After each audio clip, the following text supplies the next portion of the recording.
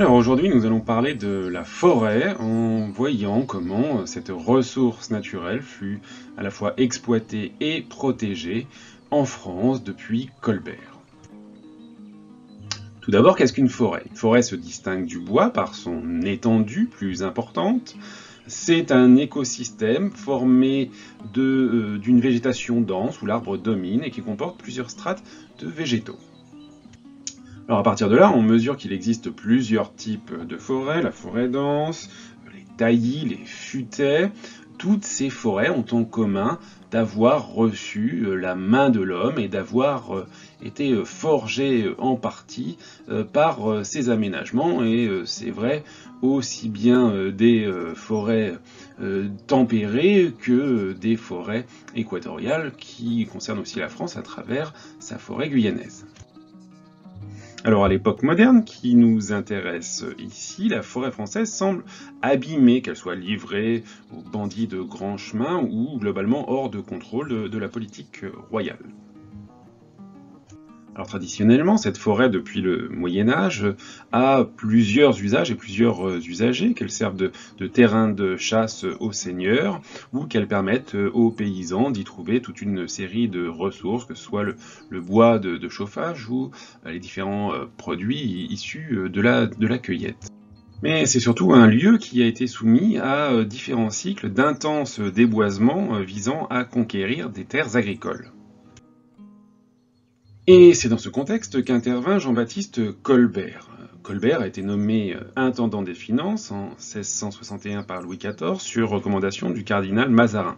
Il est ensuite nommé secrétaire d'État à la Maison du Roi et secrétaire d'État à la Marine. Et c'est dans le cadre de ce secrétariat à la Marine que Colbert va entreprendre de restaurer la forêt française. Cette restauration s'intègre à un programme de réforme qui vise à développer les richesses royales, puisque Colbert est convaincu que la puissance de l'État se mesure à la richesse de son roi. Colbert entend ainsi réformer l'usage de la forêt pour répondre à plusieurs objectifs. Il entend renforcer le contrôle royal de ces espaces, et également, il entend protéger la ressource en bois pour en assurer une gestion durable. Or, cette volonté de mieux préserver les forêts pour pouvoir mieux les exploiter s'intègre à la politique de puissance de la France du XVIIe siècle, puisque c'est une période où la France cherche à développer sa capacité à dominer les mers et les océans. Le commerce colonial représente en effet d'importantes sources de revenus pour la monarchie, mais celle-ci peine à concurrencer ses rivales britanniques et espagnoles dans le domaine de la construction navale, faute notamment des ressources nécessaires en bois d'œuvre. Les chaînes centenaires indispensables à la construction de la carène des vaisseaux de guerre étaient pour la plupart importées de l'étranger, notamment d'Italie et d'Albanie. Il en faut 4000 pour la construction d'un grand vaisseau. Les pins nécessaires au gréement, pour leur part, viennent d'Europe du Nord. Alors notons qu'outre son utilité pour la construction navale, le bois était également à l'époque la principale source d'énergie, que ce soit le bois de chauffage, ou bois de combustible pour les verreries, forges, tuileries et autres fourneaux.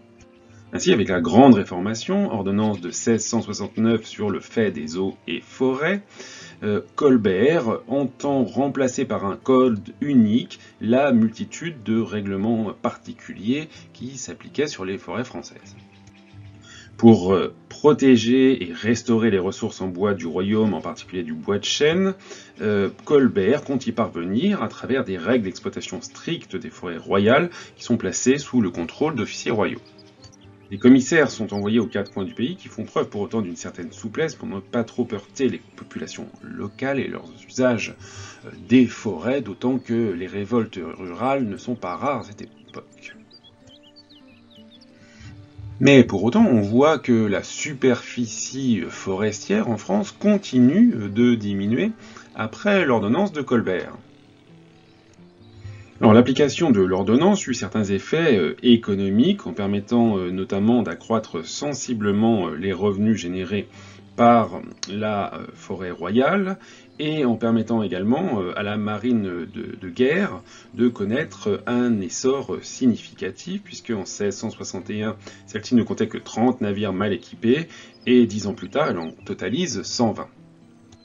Par ailleurs, avec la Révolution, la France connaît un frein à la politique de gestion durable de la forêt avec la restauration en 1791 de la liberté de coupe.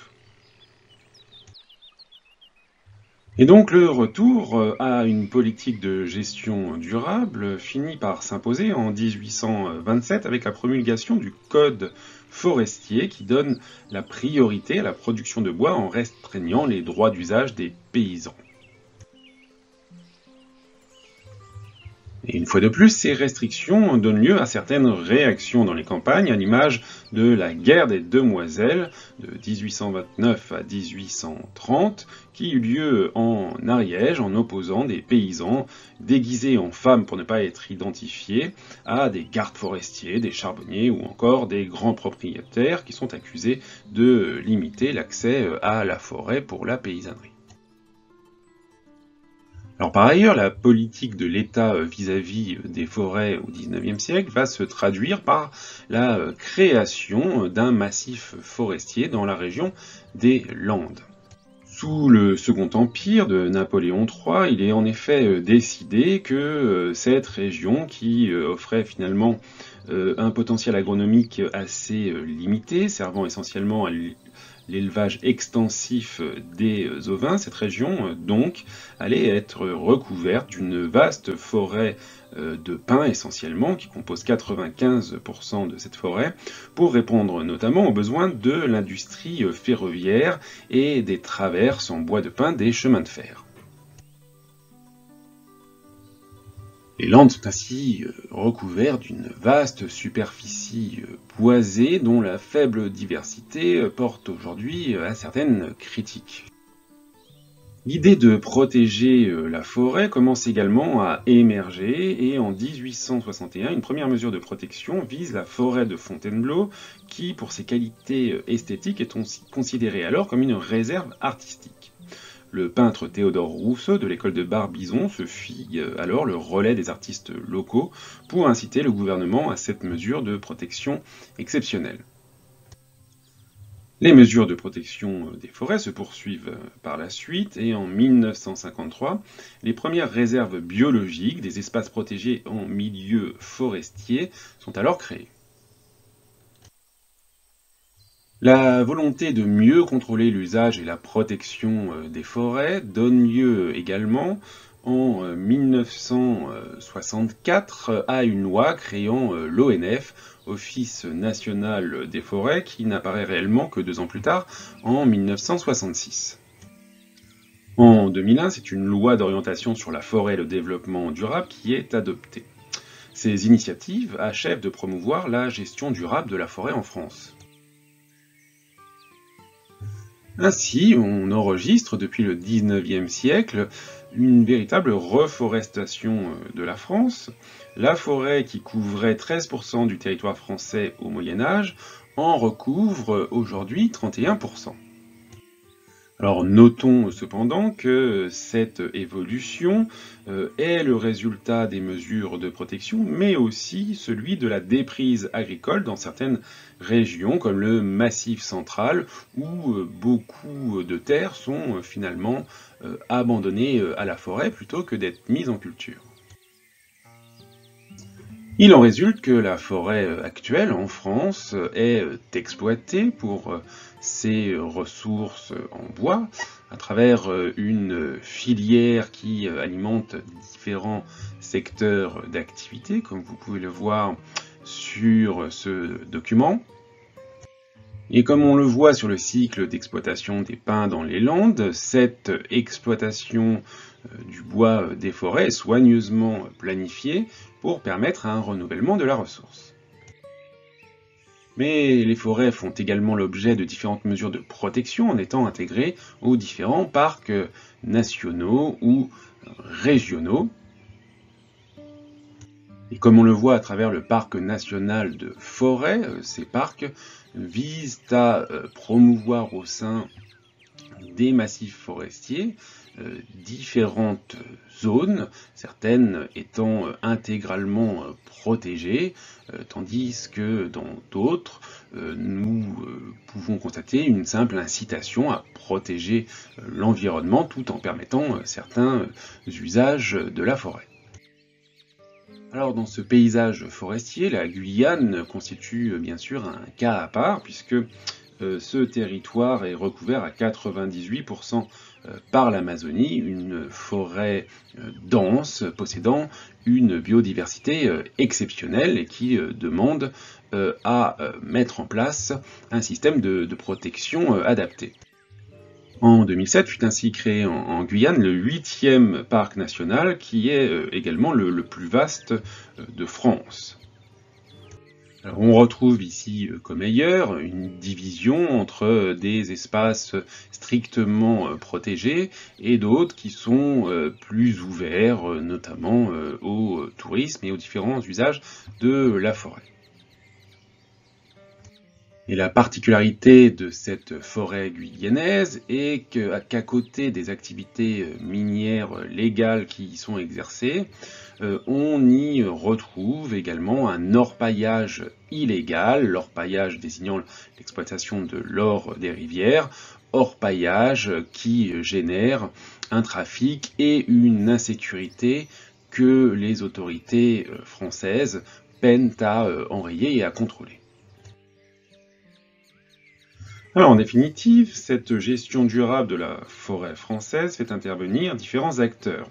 On a bien sûr cité l'État, il faut également évoquer le rôle des entreprises, à l'image de Reforest Action, qui s'occupe de la gestion du patrimoine forestier, des ONG, comme France Nature Environnement, mais aussi certains acteurs individuels à l'origine de projets spontanés, comme le projet Silva qui vise à recréer une forêt avec des espèces endémiques, c'est-à-dire localisées dans une aire restreinte, dans la région du Tarn, en vue notamment d'y produire l'oxygène et de lutter contre le réchauffement climatique à une échelle locale.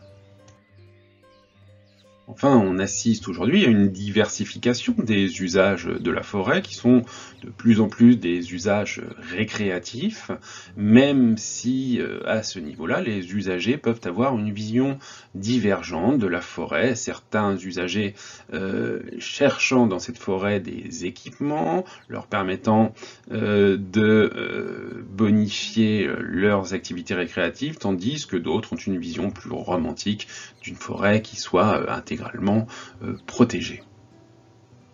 Alors quoi qu'il en soit, on estime à peu près 500 000 les visiteurs annuels des forêts françaises. Alors actuellement, la forêt française est la 4e forêt européenne, elle couvre 30% de la surface totale de la métropole, détenue pour les 3/4 par des propriétaires privés et donc pour 1/4 par l'État. On notera également le rôle important de la forêt dans la captation des émissions de CO2 puisque on estime que la forêt capte l'équivalent de 15% des émissions de CO2 annuelles du pays. Enfin, il faut également évoquer l'exposition au risque des forêts françaises, une exposition qu'on peut penser croissante avec un réchauffement climatique qui tend à provoquer de plus en plus d'incendies, des incendies de plus en plus massifs. Mais c'est aussi une forêt qui est exposée au vent avec des tempêtes de plus en plus fortes. On se rappellera la tempête de 1999 qui avait à l'époque fait disparaître 6% du couvert forestier.